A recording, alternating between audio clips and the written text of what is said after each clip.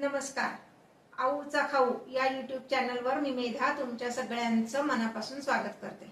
उन्हाळा म्हणलं की वर्षभराचे बेजमीचे पदार्थ आपण करून ठेवतो. म्हणजे जसं की साखरांबा, गुळांबा, लोणची, मसाले. तसंच आपल्या रोजच्या स्वयंपाकात लागणारा नेहमीचा गोडा मसाला कसा तयार करायचा ह्याची रेसिपी मी आज तुम्हाला सांगणार आहे. खास आऊची रेसिपी गोडा मसाला. चला तर रेसिपी बघूया. आता आपण मसाला भाजायला घेणार आहे. त्यासाठी मी गॅसवर एक कढई ठेवलेली आहे आणि गॅसची फ्लेम मीडियम ठेवलेली आहे. कढई तापली की मग त्यामध्ये आपण तीळ भाजायला घेणार आहोत. कढई तापलेली आहे. हे तीळ आहेत, पांढरे तीळ 150 ग्रॅम. स्वच्छ निवडून घ्यायचंय.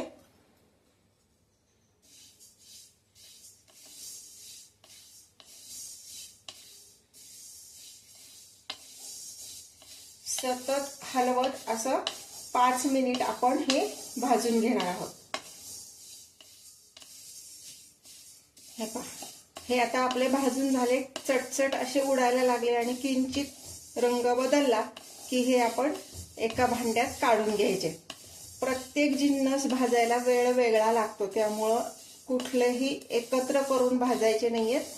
जे एकत्र करून भाजायचे ते मी तुम्हाला सांगेनच, पण तीळ, खोबरं हे सगळे प्रकार जे आहेत हे वेगळे वेगळे भाजून घ्यायचे. आता हे भाजून झाले. मी एका बाउलमध्ये हे काढून घेते. गॅस बारीक करते आणि हे एका बाउलमध्ये काढून घेते. आता याच कढईमध्ये मी कारळे घालते. हे कारळे पण 150 ग्रॅम घेतलेले आहेत. कारळे जरा जास्ती निवडावे लागतात, त्यात माती वगैरे पण असती, त्यामुळं मी तर ते धुवून घेते. व्यवस्थित स्वच्छ धुवायचे 2दा आणि उन्हामध्ये वाळवून घ्यायचे, म्हणजे ते स्वच्छ होतात. नाहीतर त्यात माती असल्यामुळं मसाल्याला मातपट चव किंवा वास येतो. म्हणून कारळे नेहमी स्वच्छ धुवून उन्हात वाळवून घ्यायचे. आता हे पण मी 5 मिनिट असं भाजून घेणार आहे. हे कारळे आपले भाजून झालेले आहेत. कारळे सुद्धा तडतड असे वाजायला लागले की ते भाजून झाले असं समजायचं, कारण कारळ्याचा रंग बदललेला पण आपल्याला कळत नाही. तडतड वाजायला लागले की एका बाउलमध्ये आता मी हे काढून घेणार आहे. कारळे भाजायला पूर्ण 5 मिनिटं लागत नाहीत, 3 ते 4 मिनिटात ते व्यवस्थित भाजून होतात. आता मी हे काढून घेते. आता आपण जिरे भाजून घेणार आहोत. जिरे 150 ग्रॅम आहेत. जिरे पण स्वच्छ निवडून घ्यायचे.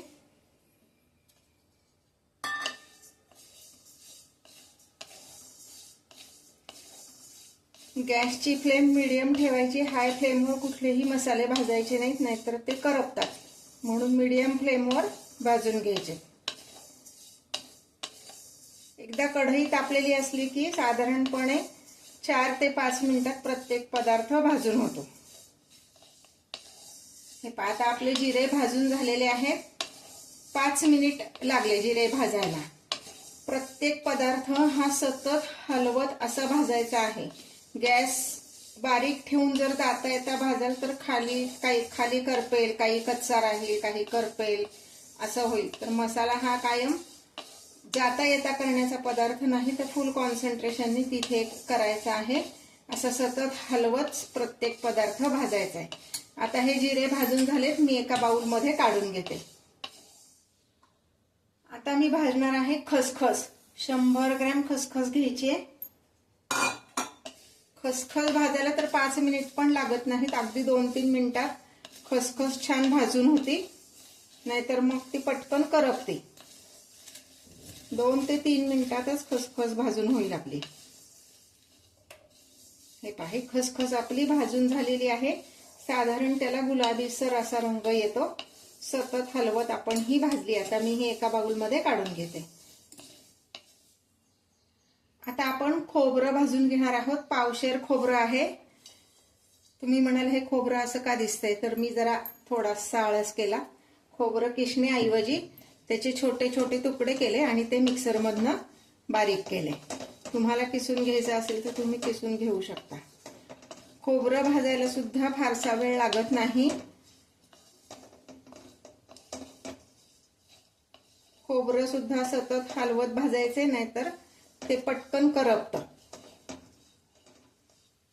हे पहा, खोबरं भाजायला आपल्याला फक्त 3 मिनिटं लागलेली आहेत, कारण कढई ऑलरेडी गरम होती आणि आपण त्यात खोबरं भाजायला घेतलंय. किंचित गुलाबीसर रंगावर असं हे खोबरं भाजायचे. अगदी करपवायचं पण नाही आणि कच्चही ठेवायचं नाही. हे पहा, आता हे खोबरं भाजून झालेलं आहे. मी एका भांड्यात ते काढून घेते. आता आपण तमालपत्र भाजून घेणार आहोत. 10 ग्रॅम एवढं तमालपत्र आहे. त्याचं पानाच्या बाजूला जो देठ असतो तो काढून टाकायचा, कारण तो मिक्सरमध्ये बारीक होत नाही. असं जो देठ आहे हा काढून टाकायचा आहे. तमालपत्राचे असे हाताने छोटे छोटे तुकडे केलेत तर तमालपत्र पटकन भाजलं जाईल. हे पहा, तमालपत्र भाजताना असं 2 घारे किंवा उलटणं असं घ्यायचं, म्हणजे आपल्याला व्यवस्थित ते असं परतता येतं. साधारणपणे हे पण 3 ते 4 मिनिट मी परतून घेतलेलं आहे. थोडासा रंगही बदलतो आणि आपण हाताने जर असं बघितलं तर ह्याचा असा आवाज येतो, चुरचुर आवाज येतो तोडताना. हे पहा, इतपत हे भाजायचे. आता मी हे बाजूला काढून घेते. आता आपण यामध्ये भाजणार आहोत दगडफूल. फक्त 5 ग्रॅम दगडफूल घेतलंय. स्वच्छ निवडून घ्यायचंय. त्यामध्ये दगडफूल मध्ये तर काडी कचरा बऱ्याचदा जास्ती असतो. दगडफूल भाजायला फार वेळ लागत नाही, 1-2 मिनिटात ते भाजून होतं. आता हे जे प्रमाण मी दिले, हे आमच्या घरात जे प्रमाण आम्ही वापरतो ते दिलेलं आहे. प्रत्येक घरातलं काही प्रमाण किंवा काही इन्ग्रेडियंट्स कमी जास्त असू शकतात. त्याप्रमाणे तुम्ही केलं तरी काही हरकत नाही. किंचित रंग बदलला ह्याचा. आता मी हे काढून घेते. आता पुढचे जे मसाल्याचे पदार्थ आहेत ते आपल्याला थोडंसं तेल घालून तेलात परतून घ्यायचे. थोडंसं म्हणजे किती, अगदीच थोडं, म्हणजे 1 टेबलस्पून एवढं मी तेल घातलंय. हे पहा, आता तेल व्यवस्थित तापलेलं आहे. यामध्ये मी घालते 10 ग्रॅम काळी मिरी, 10 ग्रॅम लवंग. हे सगळे मसाले आता एकत्रच घालायचे. 10 ग्रॅम नाकेशर, 5 ग्रॅम मसाला वेलची.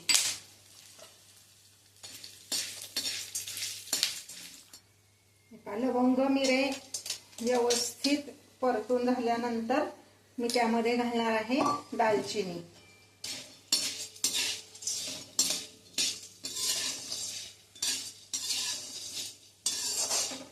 हे पदार्थ पण अगदी फार काही तळायचे किंवा असे नाही आहेत, अगदी काळे नाही होऊन द्यायचे, नाही तर त्याचा स्वाद कमी होतो.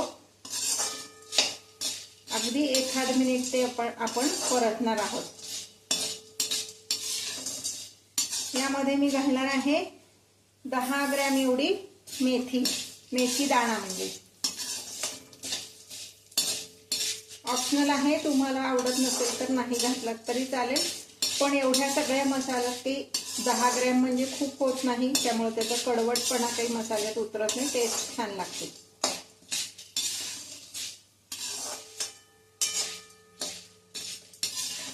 मेथी दाणा पण पटकन भाजला जातो. आता हे मी असं किंचित बाजूला सारून घेते आणि हे जे तेल आहे ना, ह्यामध्ये मी घालते 10 ग्रॅम शहाजिरे.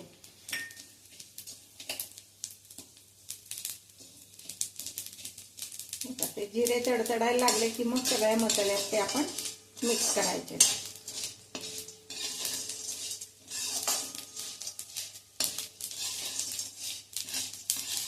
आता मी हे काढून घेते. व्यवस्थित भाजलं गेलेलं आहे. तुम्ही नीट जर बघितलं तर मेथीचा पण रंग बदललाय, शहाजिरे पण तडतडले, दालचिनीचा पण रंग बदललाय.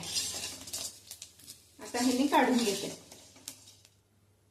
हे पहा, पुन्हा आपण 1 टेबलस्पून एवढं तेल घालणार आहे आणि तेल तापल्यानंतर त्यामध्ये आपण हिंग घालणार आहे. हे पहा, खडा हिंग आपण घेतलेला आहे. तेल तापलं की हिंग घालायचा, छान फुलतो तो.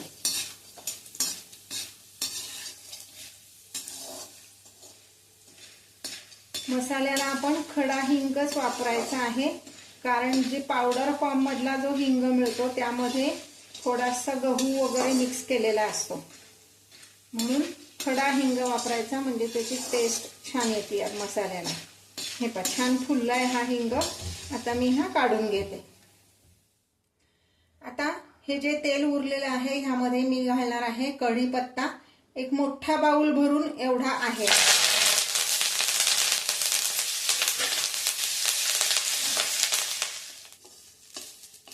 कढीपत्ता घेताना पाण्यामध्ये टाकून स्वच्छ धुवून घ्यायचा, कारण त्याच्यावर धूळ खूप असते. सगळं पाणी निथळून टाकायचं आणि एक तासभर तरी फॅन खाली सुकवायचा, म्हणजे मग तो व्यवस्थित कोरडा होतो आणि मग तो भाजायला घ्यायचा. हे पहा किंचित तेलावर आपण भाजलेला आहे. ही पानं सगळी कुरकुरीत होईपर्यंत आपण हा भाजणार आहोत. आता हे भाजून झालेलं आहे. साधारणपणे 5 मिनिटं मला लागली हे सगळं भाजायला. मीडियम फ्लेमवर सतत हलवत भाजायचं आहे. कदाचित जास्ती वेळ लागू शकतो, असं काही 5च मिनिटं असं नाही. आपल्याला हे बघितल्यावर कळतं की पानं कुरकुरीत झालेली आहेत, त्याचा रंग पण बदललेला आहे. मग आता हे मी काढून घेणार आहे, एका ताटात काढून घेते. आता आपण घेणार आहोत धणे. अर्धा किलो धणे घ्यायचे, त्यातले आता मी पावशेरच घेते, म्हणजे भाजायला सोपं पडावं म्हणून.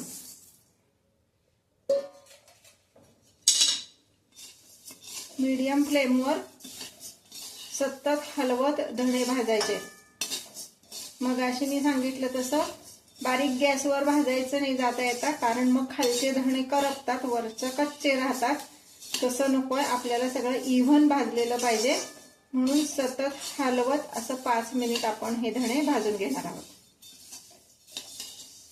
हे सतत हलवत असे हा धणे मी भाजून घेतलेत. पहिला पावशेराचा लॉट भाजून झाल्यावर हा आता दुसरा मी पावशेर धण्यांचा लॉट भाजते. धणे कितपत भाजायचे तर त्याचा रंग बदलायला हवा. धणे सुद्धा व्यवस्थित निवडून घ्यायचे, त्यातला काडी कचरा काय असेल तो काढून टाकायचा आणि मग भाजायला घ्यायचे. पण खूप काळे होईपर्यंत भाजायचे नाही, थोडासा तांबूस रंगावर भाजायचे आणि मग ते बाजूला काढून ठेवायचे. आता हे धणे माझे भाजून झालेले आहेत. मी आता हे एका भांड्यात काढून ठेवते. आता ही जी तापलेली कढई आहे त्यामध्ये मी एक मोठा बाउलभर, म्हणजे साधारण 200 ml एवढं तेल गरम करून घेणार आहे. आता तुम्ही म्हणाल एवढा सगळा मसाला भाजला, पण ह्यामध्ये हळकुंड काही घातलेली दिसली नाही. तर मी हळकुंड का नाही घातली ते मी तुम्हाला नंतर सांगते. तेल छान कडकडीत तापवून घ्यायचंय. हे पहा, तेल आपण कढईत तापत ठेवलं होतं. मीडियम फ्लेमवर छान कडकडीत तापवून घ्यायचं. किती तर त्याचा धूर आला पाहिजे. आणि दुसरी तेल तापल्याची टेस्ट म्हणजे त्यात थोडेसे जिरे टाकून बघायचे, ते लगेच वर आले की तेल तापलंय. हे पहा, तेल आपलं तापलेलं आहे. आता मगाशी मी तुम्हाला म्हणलं तसं आपण ह्यात हळद पावडर घालणार आहे, हळकुंड घालणार नाहीये. पण आता गॅस बंद करायचा आहे. 1-2 मिनिट असंच थांबायचं आहे, म्हणजे तेल थोडंसं कोमट होईल आणि मग त्यात हळद पावडर घालायची, म्हणजे ती काळी पडणार नाही, म्हणजे करपणार नाही. तर 2 मिनिटं थांबूया आणि मग आपण त्याच्यात हळद पावडर घालूया. हे पहा, आता 2 मिनिटं झालेली आहेत. तेल थोडंसं गार झालेलं आहे. आता ह्यामध्ये मी घालते 50 ग्रॅम एवढी हळद पावडर आणि चवीसाठी म्हणून 50 ग्रॅम एवढं मिरची पावडर. चवीसाठी असं मी का म्हणते, कारण एवढ्या 1.5 किलो मसाल्यामध्ये 50 ग्रॅम म्हणजे काहीच नाही. हे पहा, हे व्यवस्थित हलवायचं.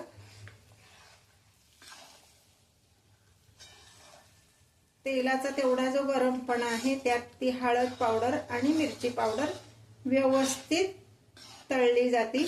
आणि हे जे तेल आहे हे आपण मसाला सगळा मिक्सरमधून काढल्यानंतर त्यामध्ये सगळा मिक्स करणार आहोत, म्हणजे आपल्याला अजून एक तासभर तरी लागणार मसाला सगळा मिक्सरमधनं काढायला. तोपर्यंत हे व्यवस्थित गार होणार आहे. आता एक 5 मिनिटं थांबून आपण मिक्सरमध्ये मसाला सगळा कसा बारीक करायचा ते दाखवणार आहे. कारण अजून भाजलेले मसाले किंचित गार व्हायला हवेत, मग आपण ते मिक्सरमधनं काढणार आहोत. आता आपण पुन्हा एकदा बघूयात की आपण कुठल्या कुठल्या गोष्टी वापरल्या आहेत आणि त्या किती वेळ भाजल्या आहेत. हे आहेत आपले पांढरे तीळ. हे 150 ग्रॅम घेतलेत आणि 5 मिनिट मीडियम फ्लेमवर भाजलेले आहेत.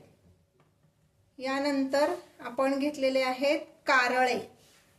हे पण आपण 150 ग्रॅम घेतलेत आणि 5 मिनिट भाजून घेतलेत. हे आहेत जिरे, 150 ग्रॅम घेतलेत. हे साधारणपणे 4 ते 5 मिनिट एवढं भाजून घेतलेले. यानंतर हे खोबरं आहे पावशेर. हे असं का दिसतंय तर मी किसलं नाहीये, तुकडे केले आणि मिक्सरमधनं काढले आणि मग भाजले साधारण 4 ते 5 मिनिट. हे आहे तमालपत्र. 10 ग्रॅम तमालपत्र घेतलं होतं. असं छान कुरकुरीत होईपर्यंत भाजायचं. तमालपत्र भाजायला फार वेळ लागत नाही, 3 ते 4 मिनिटात तमालपत्र भाजून होतं. हे दगडफूल 5 ग्रॅम घ्यायचंय फक्त आणि किंचित त्याचं फक्त मॉइश्चर कमी होईपर्यंत भाजायचे. आता हे सगळे खडे मसाले आपण साधारण 1 टेबलस्पून एवढं तेल घालून भाजून घेतलेत. ह्यामध्ये आहे लवंग, दालचिनी, मिरे, मेथी दाणा, त्यानंतर नाकेशर आणि हिंग. हिंग 50 ग्रॅम आहे. बाकी सगळ्या गोष्टी 10-10 ग्रॅम आहेत. हा कढीपत्ता, साधारण एक मोठा बाउल भरून कढीपत्ता मी स्वच्छ धुवून फॅन खाली वाळवून छान कुरकुरीत होईपर्यंत भाजून घेतलाय. त्यानंतर हे आहेत धणे. अर्धा किलो धणे स्वच्छ निवडून भाजून घेतलेत. धणे भाजायला पूर्ण मला 10 मिनिटं लागले. अर्धा किलो धणे म्हणजे मी पावशेर पावशेर असे 2 लॉटमध्ये भाजले. प्रत्येक लॉट 5 मिनिटाचा असं हे धणे भाजून घेतलेत तांबूस रंगावर येईपर्यंत. हे असं एक स्वच्छ कोरडं केलेलं पातेलं आपण घेणार आहोत, ज्यामध्ये आपण मिक्सरमधनं काढलेले सगळे मसाले बाजूला काढून ठेवणार आहोत. हे पातेलं स्वच्छ कोरडं करून उन्हात वाळवून घ्यायचं, म्हणजे मग त्याला थोडं सुद्धा मॉइश्चर राहत नाही. आता सध्या मी हे बाजूला ठेवते. आता हे भाजून झालेले सगळे मसाले गार झालेले आहेत. हे आता मी मिक्सरमधूनच काढणार आहे. तुम्हाला जर बाहेर डंकावर कुटायला द्यायचं असेल तर तसं करू शकता, पण थोडंच आहे आपलं मिक्सरमध्ये व्यवस्थित बारीक होत आहे. आता सुरुवातीला मी तीळ बारीक करून घेणार आहे. प्रत्येक जो पदार्थ आपण भाजलाय तो वेगळा वेगळा आपण मिक्सरमधनं काढणार आहे, कारण प्रत्येक गोष्ट बारीक होण्यासाठी लागणारा वेळ हा वेगळा आहे. तर आता सुरुवातीला मी हे जे पांढरे तीळ आहेत ते मी मिक्सरमधनं काढून घेते. हे नेहमीसारखंच हे मिक्सरमध्ये फिरवून घ्यायचंय.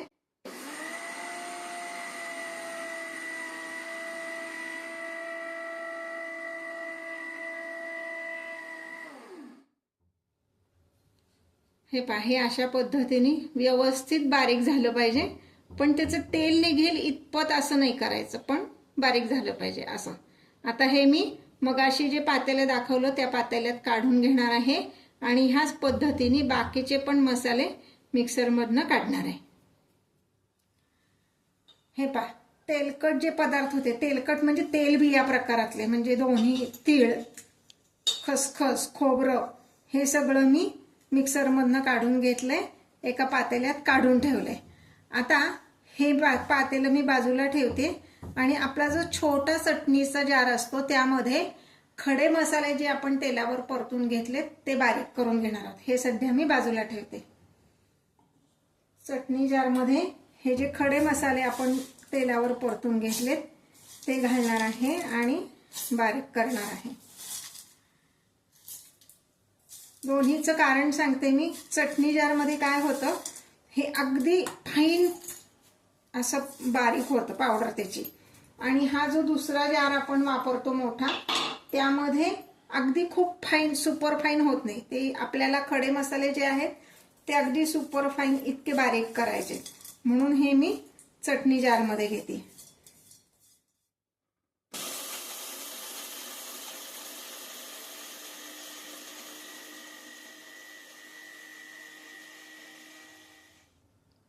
हे पहा, इतकं हे खडे मसाल्याची फाईन अशी पावडर झाली पाहिजे. आता हे जे आपण खोबरं तीळ जे मिक्सरमधनं काढून ठेवले त्यातच ही पावडर मी मिक्स करणार आहे. हे पहा, हे खडे मसाले जे आहेत ते सगळे ह्यात काढते. आता हे बाजूला ठेवणार आहे. आता आपलं तमालपत्र, दगडफूल आणि धने एवढं मिक्सरमधनं काढायचं राहिलंय, तर ते पण मी तुम्हाला दाखवते कसं करायचे ते. आता ह्यामध्ये मी घालते दगडफूल जे आपण भाजून ठेवलं होतं, तमालपत्र,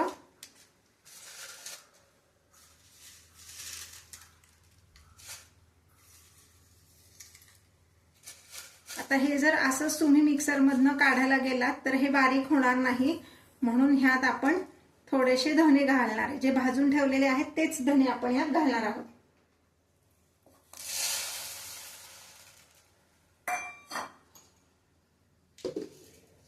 आता हे मिक्सरला लावते. हे पहा, अशी याची पावडर झाली आहे. तमालपत्र, दगडफूल आणि धने. आता मगाचं जे पातेलं आपण सगळं बघितलं, मसाले काढून ठेवलेत ते, त्यातच आता मी ही पावडर मिक्स करणार आहे. आता पुढचा पदार्थ आपला राहिलाय तो म्हणजे कढीपत्ता, जो आपण तेलावर छान परतून घेतलाय.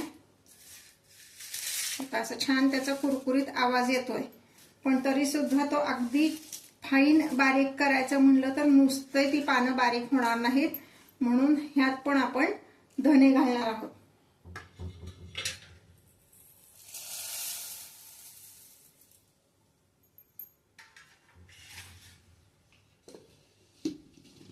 आता हे मी मिक्सरला लावून घेते. हे पहा, कशी छान बारीक अशी पावडर ही झालेली आहे. ही पण मी आता त्या सगळ्या मसाल्यांवर घालते. हे पहा, हे सगळं असं व्यवस्थित मिक्स करून घ्यायचंय. त्यासाठी आपल्याला एक 10 मिनिटांचा कालावधी तरी लागणार आहे. आपण जे कढईमध्ये तेल आणि हळद तिखट मिक्स करून ठेवलंय ते आता मी ह्यात घालणार नाहीये. हे जे पावडर फॉर्म मधलं आहे हेच सगळं मिक्स करून घ्यायचंय. मी ज्या रेसिपीज तुम्हाला दाखवते त्या आवडत असतील तर लाईक आणि कमेंट करायला विसरू नका. आणि जर अजूनपर्यंत चॅनल सबस्क्राईब केलं नसेल तर चॅनलला सबस्क्राईब करा, बेल आयकॉन दाबा आणि शेजारी नोटिफिकेशन टू ऑल असं म्हणा, म्हणजे माझे नवीन सगळे व्हिडिओज तुमच्यापर्यंत येतील. हे पहा, आता हे व्यवस्थित कालवायचे सगळं. कुठेही असं धना पावडर एका बाजूला, खोबरं एका बाजूला असं राहता कामा नये. तुम्हाला जर पातेल्यात कालवणं अवघड वाटत असेल तर तुमच्याकडे मोठी परात किंवा दुसरं मोठं पातेलं असेल तर त्यात तुम्ही घेऊ शकता. मी आता दुसरं मोठ्या पातेल्यात हे घेते. हे पहा, हे पावडरवाले सगळे व्यवस्थित मिक्स झालेत मसाले. आता आपण हे तेलामध्ये जे हळद आणि तिखट घालून ठेवले हे त्यात आपण मिक्स करणार आहोत. फक्त एक लक्षात ठेवायचे की हे तेल पूर्ण गार झालेलं असावं.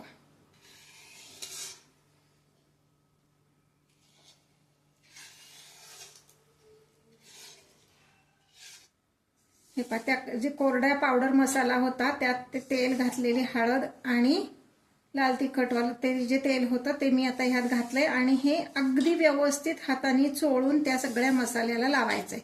म्हणजे मग हा आपला मसाला तयार आहे अगदी बरणीत भरून ठेवायला. सगळ्या जो काही आपण सामान घेतलं त्यात साधारणपणे 1.5 किलो एवढा मसाला आपला तयार होतो. हे पहा, या पद्धतीने व्यवस्थित चोळून घेते आणि लगेच बरणीत भरायचं नाहीये. आपण जेव्हा मिक्सरमधनं काढतो तेव्हा ते किंचित गरम होतं मिक्सरच्या मोटारमुळं, म्हणून पूर्ण गार झाल्यावर म्हणजे 1.5-2 तासानंतर आपण हे बरणीत भरायचंय. हे पहा, हा आपला गोडा मसाला तयार आहे. 2-2.5 तास मी हा बाहेर ठेवला होता. आता हा व्यवस्थित गार झालेला आहे. मी आता हा घट्ट झाकणाच्या बरणीत भरून ठेवणार आहे.